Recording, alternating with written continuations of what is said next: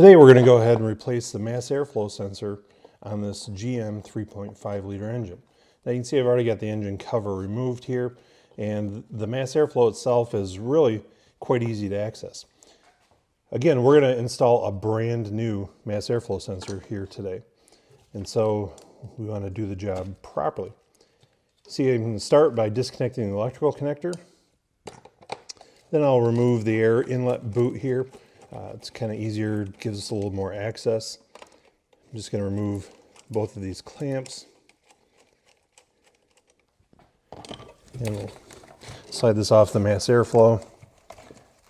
Kind of get it off the throttle body and just set it up out of the way there. Next, I'm going to remove this cover for two reasons. First off, we're installing a brand new mass airflow sensor, so we want to make sure that we replace the filter at the same time.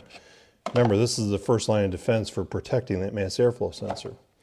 Next, there's two bolts on here I need to remove that are holding it in place. So I'm going to remove them a minute, and then I'll reinstall the mass airflow sensor, the new one, into this housing, and put our new filter in, bolt it back up, and just like that, we're almost done.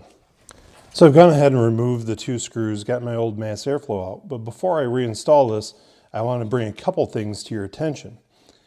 First off, there was this big rubber O-ring that was on the original one, and so I need to install that on my new unit here.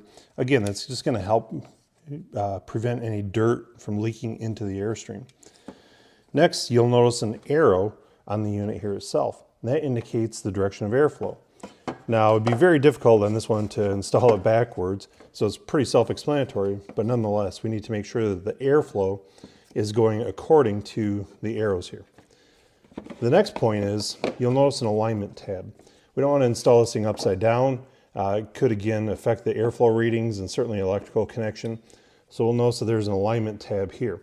We'll align it with the tab on our mass airflow sensor, and then our bolt holes are aligned properly. Now I can install those bolts, install my new mass airflow sensor in this housing here, along with a new air filter, and we'll wrap up the job. All right, so as you can see, I've got my new mass airflow sensor installed on the air filter housing here. We've gone ahead and replaced the air filter. You can see the arrow here again. I've just installed the ductwork. I'm going to go ahead and tighten up the clamps. Again, we need to make sure that there is no air leaks between the mass airflow and the throttle body. So we want to make sure there's no rips in this boot here. And we want to make sure that it's sealed properly. We want to make sure that any breather lines are attached. And we want to make sure that really we're getting a good sample rate here in this new mass airflow sensor. Any leaks are going to cause some sort of a deviation and obviously an error. So I'll make my connection here.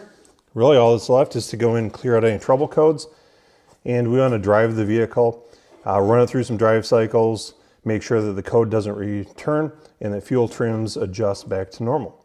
Hopefully now you understand what it takes to replace the mass airflow sensor on a GM 3.5 liter engine.